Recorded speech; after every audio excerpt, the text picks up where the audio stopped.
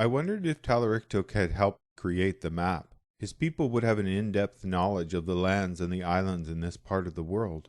I knew that I couldn't let Taliriktug go once he took me to the ocean. He would have to be my guide until we reached Markland and Killarness. I couldn't navigate the ocean by myself anyway. I need at least one other person. But that detail would have to remain a secret until we reached the ocean. My immediate future, which was all I ever had, did not look so grim anymore. I had the means for survival, and I had a guide. Markland didn't seem that far away. I instructed Taliriktug to continue our journey. He quietly obeyed, probably fearing retribution if he dared to disobey me. In retrospect, I highly regretted the death of Dionysius. I didn't see that it was my fault. He, as well as I, were both actors in this tragedy. Why I was allowed to live and he to die, I don't know. That decision was not up to me. In the biblical text, there were always sacrifices by some for the good of others, and I see now that Dionysius' death needed to take place for my rebirth and subsequent conversion. My only regret is not for the life that it took, but that our Heavenly Father did not allow my destiny to unfold without the killing of an otherwise innocent man. Taliriktug and I traveled for most of that morning. Leaving the mountain pass, we traveled across a field of ice till we came to a river. Its blue, gray waters ran past ridges of black rock, so fast that it didn't freeze. Taliriktug said that for as long as his people had inhabited this land, this particular river never turned to ice. This was so the gods had a route to travel back and forth between this world and the next. His people called it the River of Life, and they believed that their gods and his people had been created from its cold blue waters. Farther down river, an umiak, the same type of boat Taliriktug had been in when he rescued me, was beached on the shore. We tipped the boat right side up and put it in the water. Taliriktug held it steady while I loaded the supplies into the back of the small vessel, leaving enough room for one other companion and me. I turned to Taliriktug and told him that he must come to Markland with me. He shook his head and began backing away. Then, when I insisted, he protested by pointing at his dogs and asking me what he would do with them. "Leave them," I replied. "You will only be gone for 2 days. They will be here when you come back." Taliriktug stared at me. He didn't move. I suspected that he was going to try to escape. His look changed to indignation, followed by sorrow and fear. I couldn't tell which. He walked to the dogs and untied them from the sled and from each other. As I'd suspected, they didn't run off but stayed huddled together for warmth. I understood his concern. The storm was not as bad as it was on the mountain top, but its rage could still kill.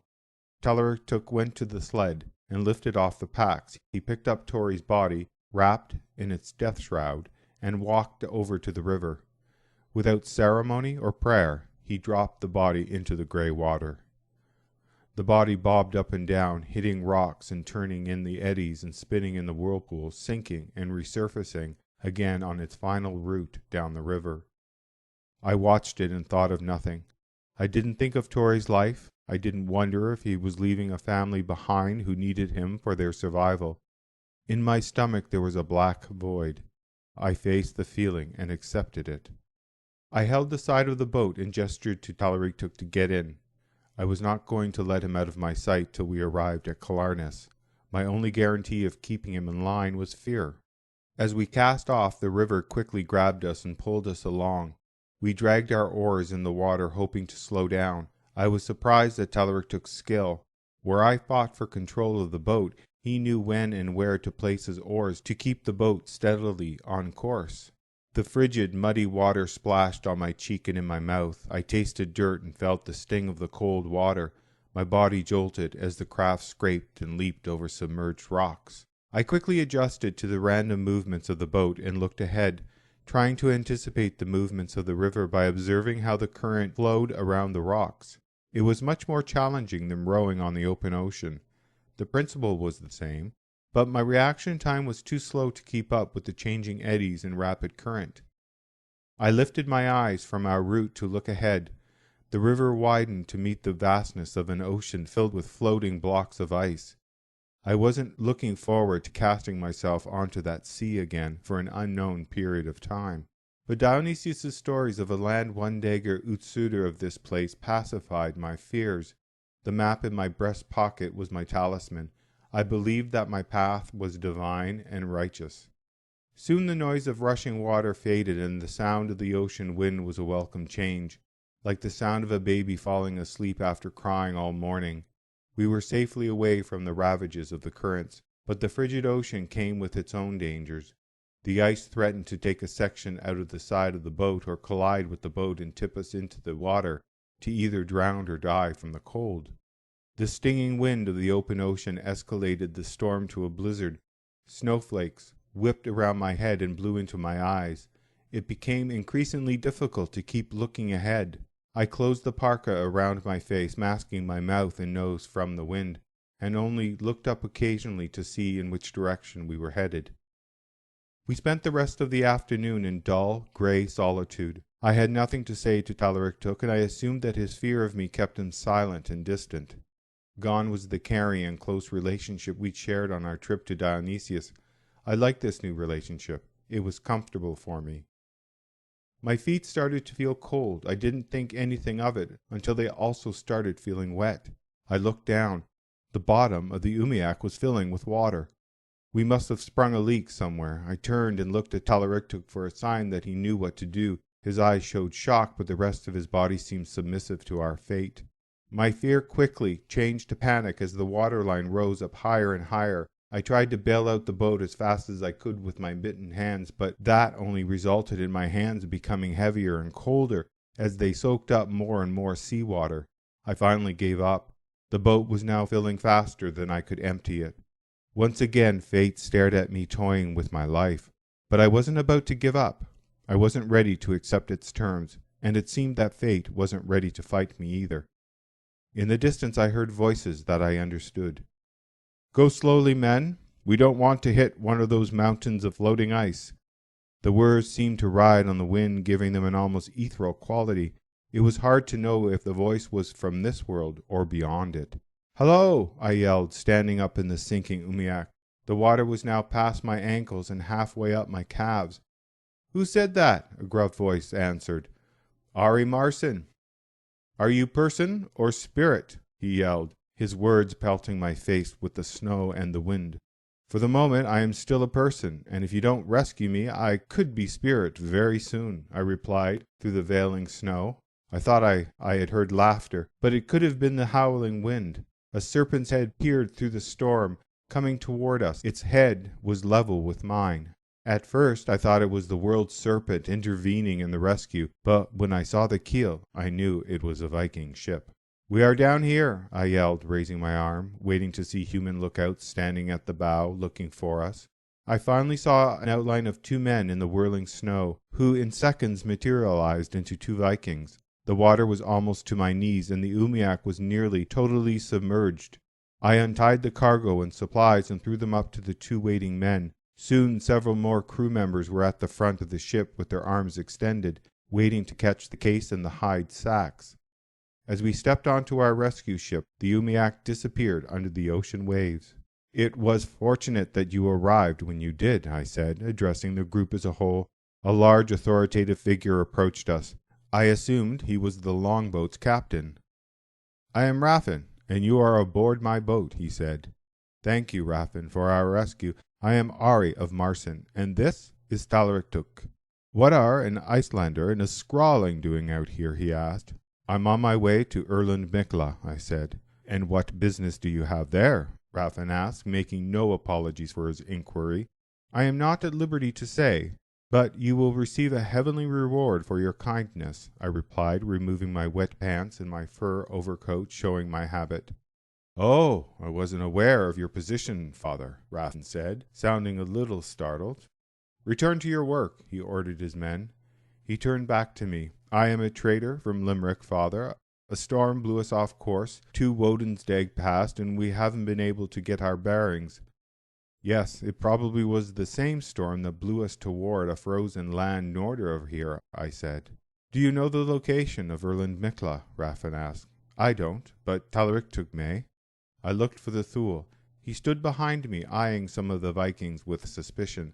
I could tell from their looks at Taliriktug that they had violence on their minds.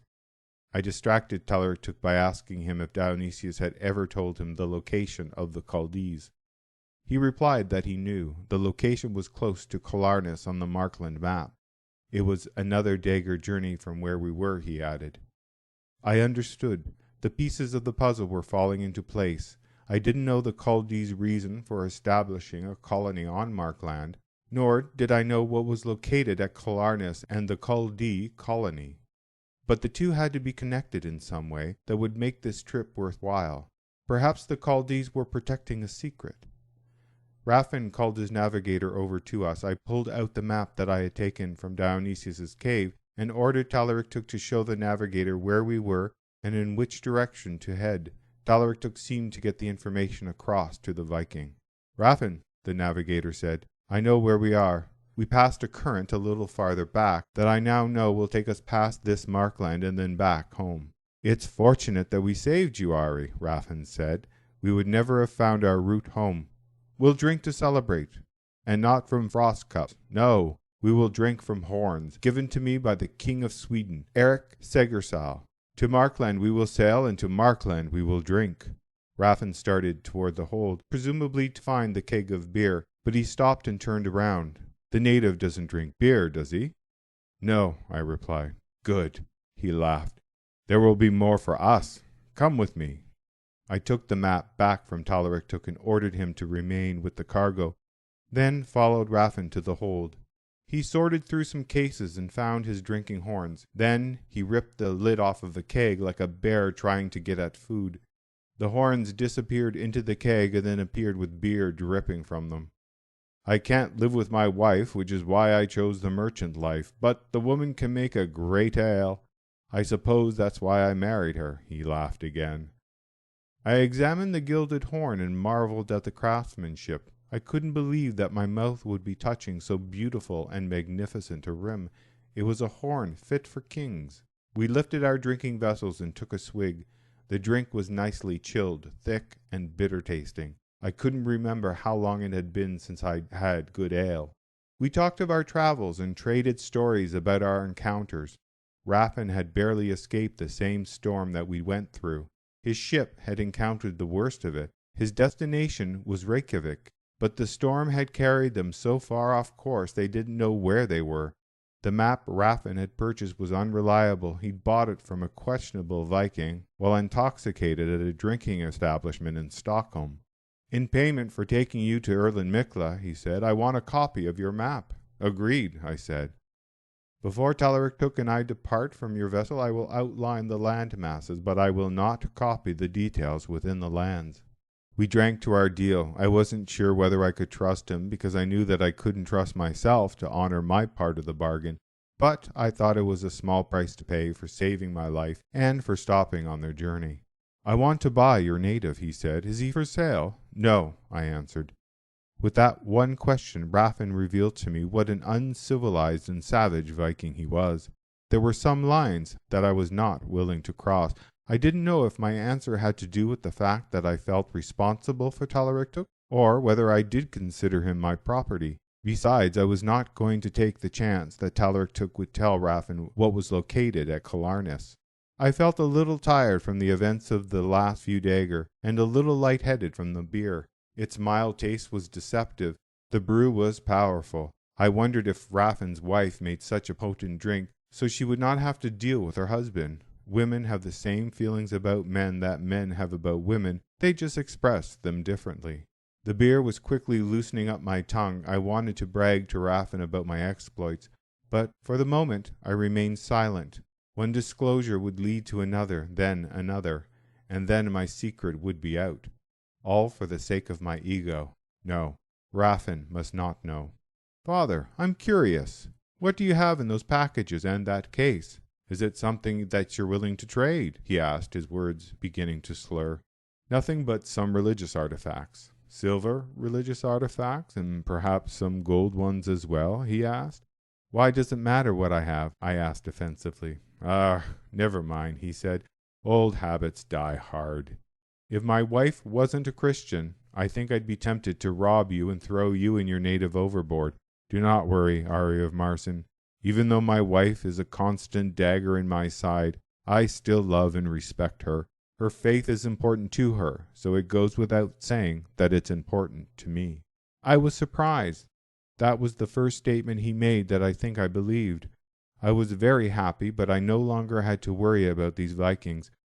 There were so many of them. If I didn't have their leader on my side, I might fall victim to the frustrations of his crew. Raffin tried to carry on a sensible conversation, but his voice became more and more slurred with each gulp of his beer, to the point where I found it difficult to understand him.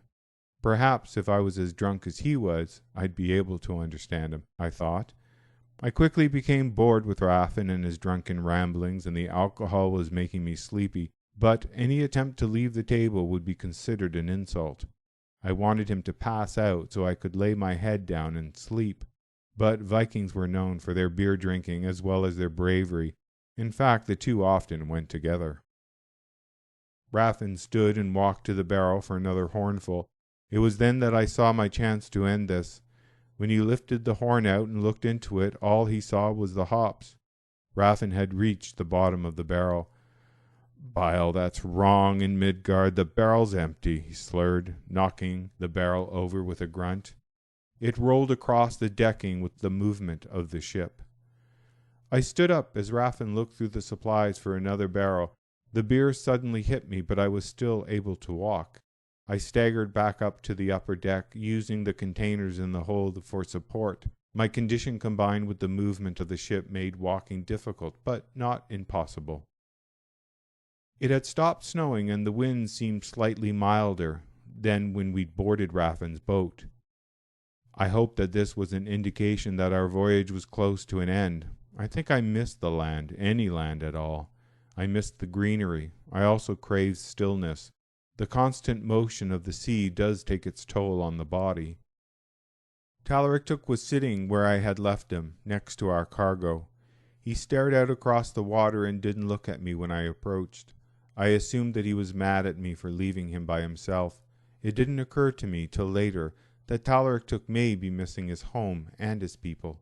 I realized that at the moment I began to think of Taliriktug as property, all the things that made him human became less and less important. His feelings, his thoughts, his dignity.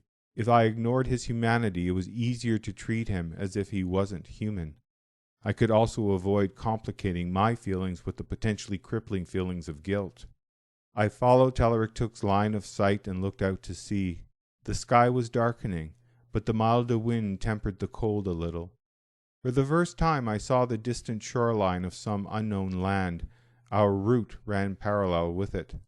Small pieces of drifting ice were all but non-existent along our route, and we passed only a few of the large islands of ice. These drifted in front of dark and hazy land masses in the distance. The rowers' strokes became less and less frequent. The current and the wind now carried us. I sat back and rested my eyes from the bright sunlight. We drifted by a distant snow-dotted shoreline. There were large patches of brown, and the land seemed ready to burst into life. We passed pebbled beaches, tall trees, animals, and at times I glimpsed people.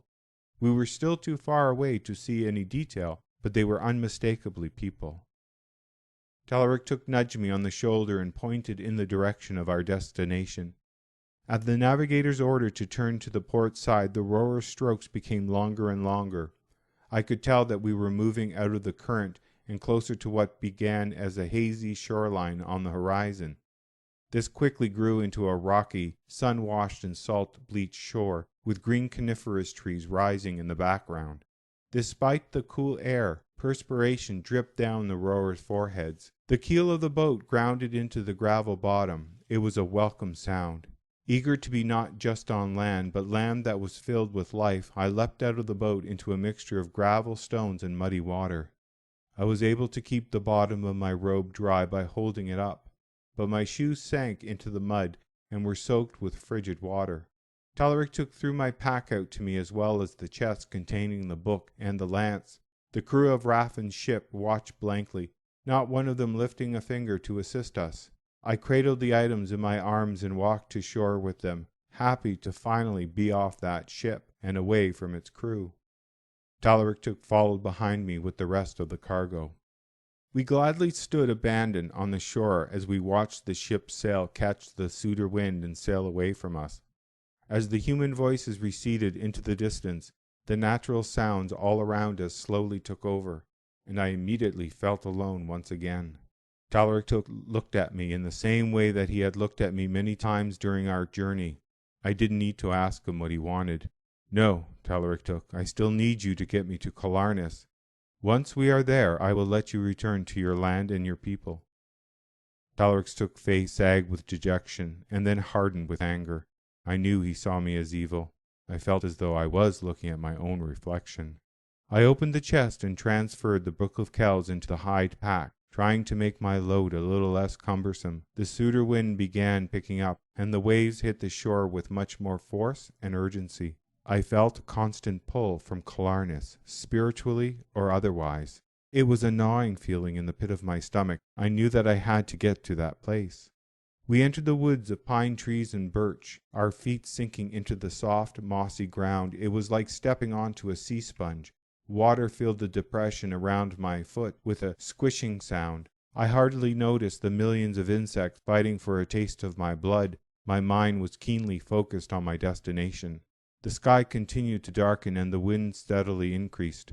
The air thickened and felt heavier. There was a storm approaching. The surrounding woods quieted. The birds stopped chirping and there was a general cessation of noise until the rain tapped on the tree boughs and on our heads. Only the rumbling of distant thunder interrupted the rhythm of the beating rain.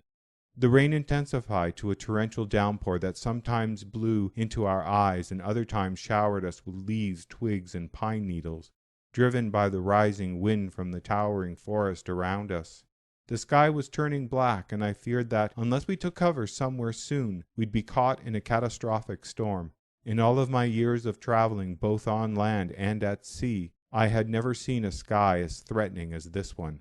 I feared that something was amiss, that it was supernatural, and that somehow I was at the center of this rising storm. I felt I'd gradually been changed by what had happened over the last day or two. I couldn't find a reason for it, but I somehow seemed lighter and unburdened by my situation.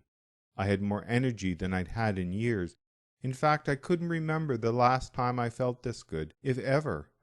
I didn't want to stop for fear of missing something. What, I didn't know. Taliriktug was falling farther and farther behind me. I stopped several times so that he could catch up with me. With a sudden crack, the sky split with a flash of light, and Valhalla released its oceans of water in one great burst. The wall of rain was so thick that I couldn't see in front of me, let alone keep my eyes open long enough to see where I was headed.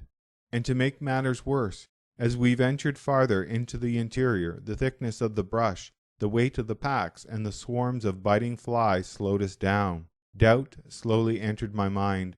I began to think that my decision to follow this map was foolish, a waste of time. And then Taliriktug pointed to the top of a hill. I stumbled back in shock and awe. Atop the moss-covered hill stood a Christian cross. I now knew that the Culdee god must have ordained recent events, and that coming here was my destiny. My life and the things that I'd done, either right or wrong, didn't matter to me anymore. The only thing that mattered was my life from now on. We started up the hill, leaving footprints in the soggy moss, a symbol of the path of my new life. The torrent of rain lessened, but the wind continued to blow. Treetops bent like blades of grass, old and inflexible branches snapping with a deafening crack before crashing to the ground. I grabbed Taliriktug's wrist and pulled him up the hill with me, fighting the wind every inch of the way. Suddenly, I realized that the resistance was coming from Thor, and that he didn't want me to fulfill this destiny that I was rightly chosen to pursue, a destiny that would lead me away from him and move me closer to the Culdee faith. My course became clearer and clearer as I climbed higher and higher.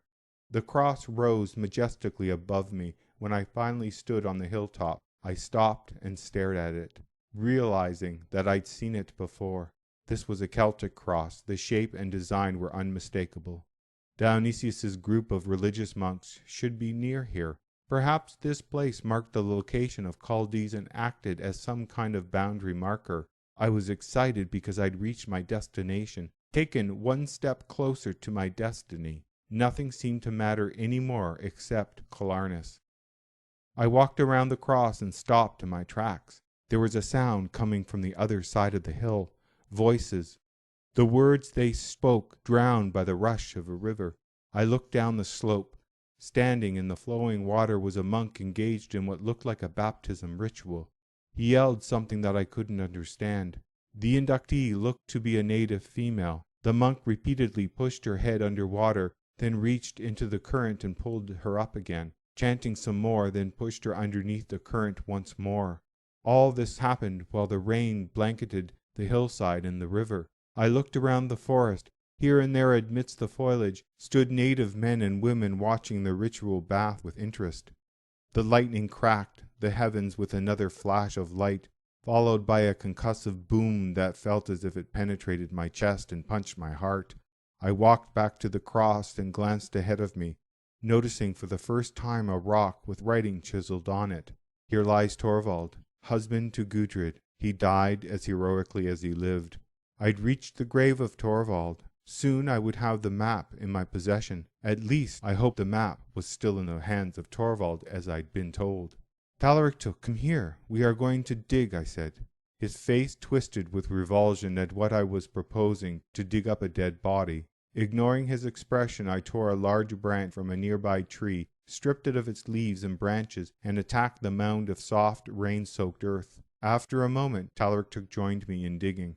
Using the stick to loosen the earth and our hands to clear it away, we managed to make good progress in a short time. We had not dug too deep when my hands touched stone. I pushed away the dirt, trying to locate its edges, and discovered that it had a rectangular shape. We dug deeper on all sides, and the rectangular slab began to take the shape of an oblong box. There was a seam just under the top of the box.